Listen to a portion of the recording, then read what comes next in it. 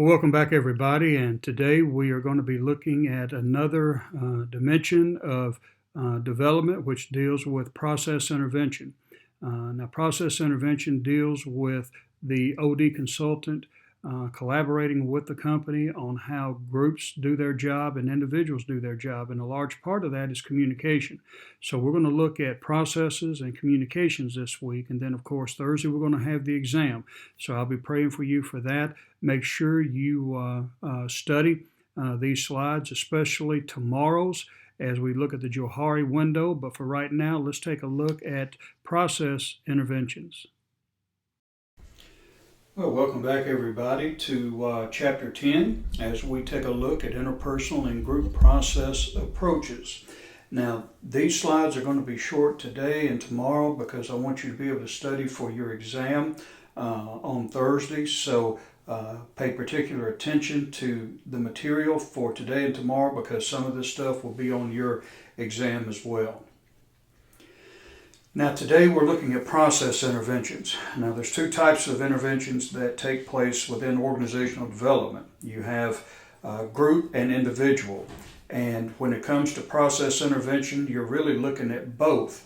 As we see here, the definition is a set of activities on the part of the consultant that helps groups members understand, diagnose, and improve their behaviors to devise more effective ways of working. And interventions are aimed at helping the group become better able to use its own resources to identify and solve interpersonal problems and devise more effective ways of working. So essentially, when we're taking a look at process intervention, we have a two-pronged approach to trying to increase the effectiveness of an organization. We have the process itself, which involves groups, but also we have the interpersonal issue as well to deal with. A group cannot work if the people within that group are not functioning appropriately.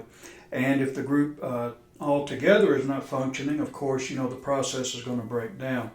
Now, as I've talked to you in the past, what you have to get a grasp on is the idea of systems thinking. And systems thinking, as you've heard me say before, deals with the way that a person can take a look at an organization and instead of getting bogged down in its individual components, you see the whole of the organization. For instance, here at Mid-America, what admissions does will have an effect on academics. What academics does will have an effect on admissions and the business office. And what the business office does will have an effect on the students, and the students will have an effect on the institution. No one operates in a vacuum, and that's a very hard concept for people to understand because we have a tendency to sometimes when we are doing our thing, when we are fulfilling our obligation and responsibilities for that organization, oftentimes we tend to forget how our efforts impact the whole organization and how the whole organization impacts us. So if you can wrap your mind around that within an organization there are interrelated and interdependent parts, but yet they all make up the whole. That's going a long way towards your effectiveness as an OD consultant if you decide to do something like that. But here we're dealing with the process. Now, think about the processes that occur where you work. You may not have a secular job, but you may be in ministry. What are some processes that have to take place for you to be able to minister or to do your job? Is it an assembly line type thing where something has to be done and then it comes to you and you have to do it and then it's passed along? Or do you have a kind of like a group setting where you as a group member collaborate and get things done? How are the processes at your place of business or church? And also, too, what areas do you see that are maybe weaker in some areas than others? there may be areas in the process that you use that need improvement. Not that maybe you need to do it, but you may see other areas within your church or business that kind of inhibit or slow down the processes, or sometimes really serve as an obstacle for you to get your job done, or for the organization to get its job done, or the church to get its job done, whichever the case may be. These are all evidences of processes that need some type of tweaking and some type of intervention, and sometimes you need to overhaul the whole thing. But this is what process intervention is all about. And as you take a look at these slides and as you read, hopefully, this chapter, think about the processes where you work or where you serve, and think of ways that it might be improved upon, areas where you see that interdependence, and from that interdependence you see maybe some areas that could use some strengthening to make it more effective and more efficient. Now, the definition of process consultation, well, it's the creation of a relationship that permits the client to perceive, understand, and act on the process events. In other words, this is where you are starting to understand and really communicate. You as the OD professional, you are there to communicate the processes that have to go from a individual and from a group standpoint. You're there to communicate the processes and how these people and groups can interact to make the process better, or how their effectiveness right now is having an impact on the organization's performance. And normally, if they call you, the process is broken down somewhere. There's some disconnect, or there's some weakness or flaw in that process. So it's the creation of a relationship that permits the client to perceive, understand, and act on the process events. So you're there as an educator. You're there to tell them and to show them areas where they can improve upon the dynamics of that organization and what they do. And it's an approach that helps people and groups help themselves. So the ultimate goal is to get them to the point where they don't need you anymore. When you can leave that place and they are equipped and able to not only understand the dynamics of processes and how the group and the individual interrelate in all of that, but to be able to take the reins themselves and say, we got this now. So that's really what you're there to do. Now, there's some OD professionals who will milk it for all it's worth. They will go step by step and drag their feet because you are charging. But that's really not the ethical way of doing business. You as the OD professional want to be able to go in, educate them, enlighten them, look at ways that they can improve. And once they understand the nature of processes and systems approach, then you can go and they can take it on their own. And that's really the ultimate goal for all of us. But again, there are some that won't do that. They'll drag their feet. And oftentimes, and this is what we've talked about before, when a person is coming to an organization, and let's say, for instance, you're the OD director for that company, if you're big enough to have one, they may only have a limited amount of experience. So they may understand perhaps HR and how HR can affect the organization from a process standpoint, but they may not have any other idea about operations or about logistics or anything like that. They may come from a psychological approach and look at building people up and motivating people. There are a lot of dimensions within an organization. It's more than just numbers, and it's more than just productivity. Yes, they need to know psychology. They need to understand anthropology and political science, as crazy as that may sound. When you're dealing with people, you have to know all of these ologies that deal with human nature, because you are dealing with people. And people have their own way of doing things. Each organization has its own culture, politics, norms, values, and so forth. They have certain ways of doing business that you need to be familiar with, so you need to understand management practices and so forth. But a lot of times, the OD professional will only have one area of expertise. They're one-dimensional, so you have to be careful with that and make sure that the professional matches your organization's needs. Now, diagnostics, and these are some of the issues when you're looking at the group, and some of the issues that you're going to deal with from a group perspective deals with communications. How does communication flow within not only that organization, but also within groups? Is there a top-down approach? And top-down means that the person who is in charge, the leader, or so to speak, gives orders and it all goes down. And there's nothing coming up from the bottom. So the top-down approach is autocratic. It's more of do what I say. It's not a very effective means of leadership, but it is incorporated in a lot of institutions because that's really the most popular. It's been the most popular for ages. So people tend to stick with what they know. Is it bottom up, where the people are allowed to talk and put their input in?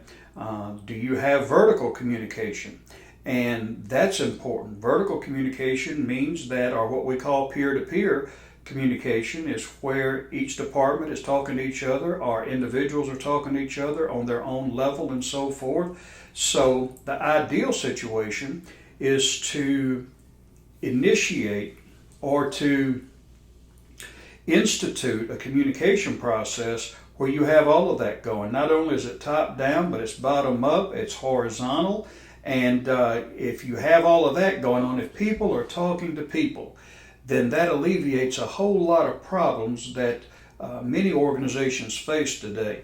In a bureaucracy, where you have divisions of departments and so forth, everyone is in their own isolated, specialized field because that's their department, HR department, operations department, business department, and so forth. People tend to become isolated and they become territorial. They think they're the only ones that matter in that whole organization. So communication breaks down. And I can tell you, I've been in one change initiative where a company asked me to come in and they went under because they did not communicate. No one knew what the other was doing. So you have that. Then the functional roles of group members. Does everybody know what their roles are? Now, I teach it, and I don't know if I've mentioned it here, but you normally have 5 stages of development when it comes to groups performing. You have the forming stage, where people are just feeling each other out. You're just coming together as a singular entity, and no one's really saying a lot because they're kind of getting a lay of the land. Then you have the second stage, which is storming. Now, storming is where you're going to have your conflict and your arguments. People are going to be vying for positions of authority and power. Politics may come into play, but here you start to see a shaking out of the group as people start to try to assert positions or positional authority and power. Then you have the third stage, which is norming. Now, norming is where you start to even out a little bit. You recognize at this point that if you're going to be successful, you're going to have to get over these petty fights and these power grabs and start working together. And here's where you start to develop group roles and norms, which we'll talk about here in a little bit. But here's where you start to look at who has the strengths in each area and assigning those people to those strengths or those areas. And then you have performing, and performing is where you want to be. You're doing what you're supposed to be doing. You're like a well-oiled machine at this point. People know what they're supposed to be doing, and they're doing it. So And then you have a journey. And usually if it's a short term or a project specific group, there'll be a termination time. And once you're finished with the job, that's when you disband. Now, it's enough to know that you can be stuck in any one of these stages. Well, besides the adjourning part, but you can be stuck in any one of these stages. You may never get out of the forming stage. No one really wants to step up and do anything, so you get together, but you really don't know why, because nothing's accomplished. Sometimes you may get stuck in the second stage where nothing that you do is productive. All you do is fight whenever you come together.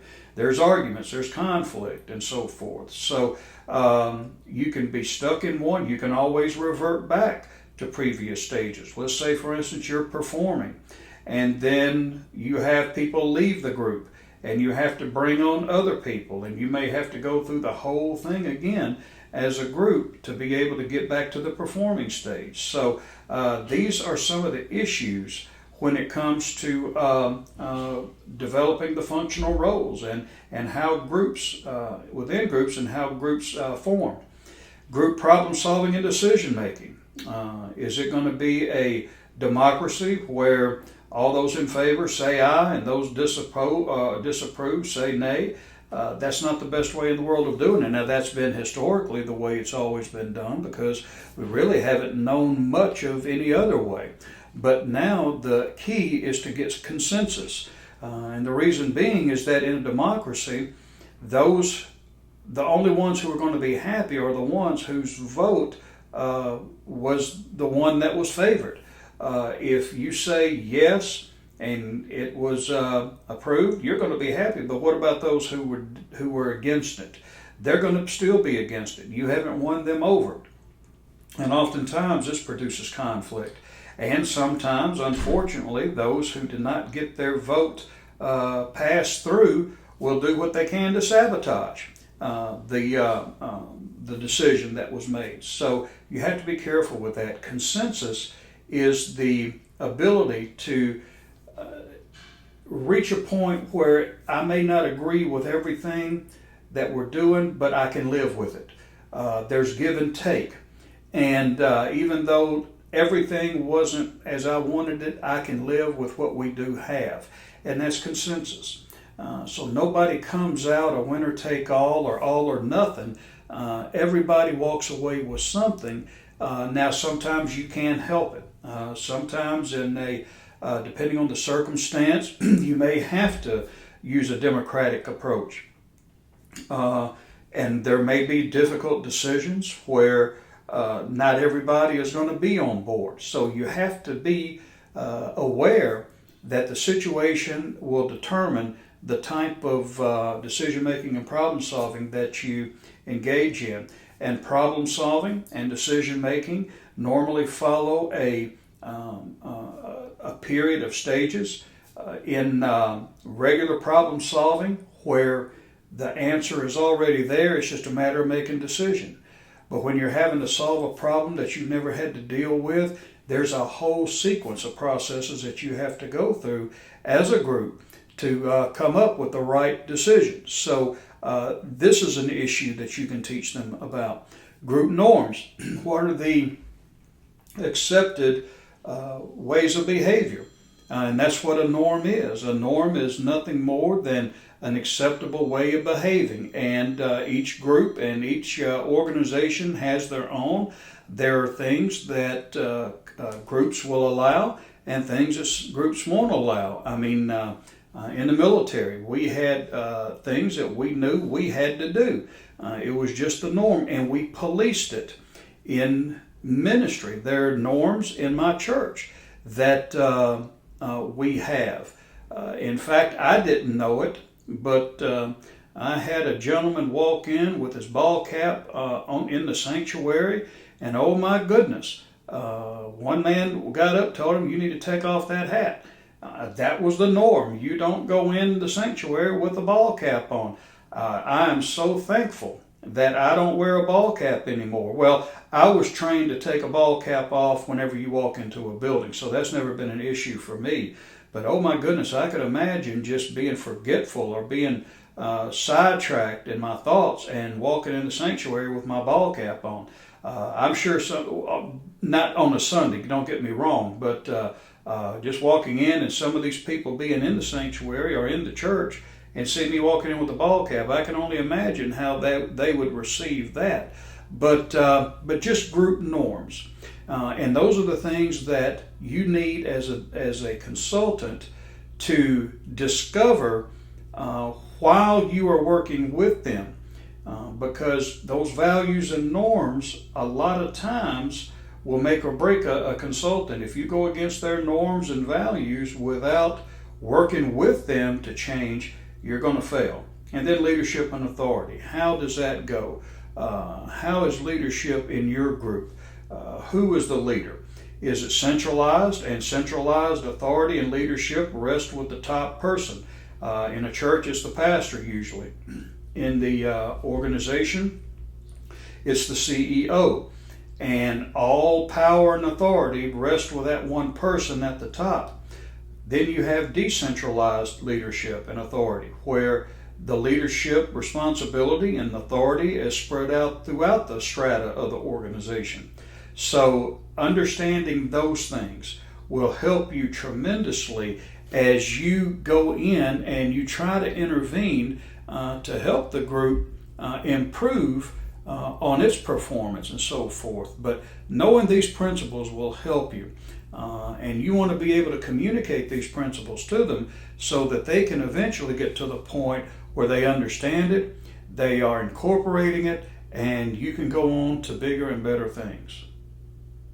Well, today we got an introduction into process interventions and how groups form and some of the dynamics of groups. Within an organization, you're going to have the processes that both individuals and groups engage in. So understanding the dynamics of both and being able to effectively intervene and really teach them how to teach themselves is the goal of every OD practitioner. Well, that's all we have for today. Tomorrow we'll be taking a look at a very important model, which is the Johari window. I've mentioned that before, so make sure you stay on top of it, and we'll see you then.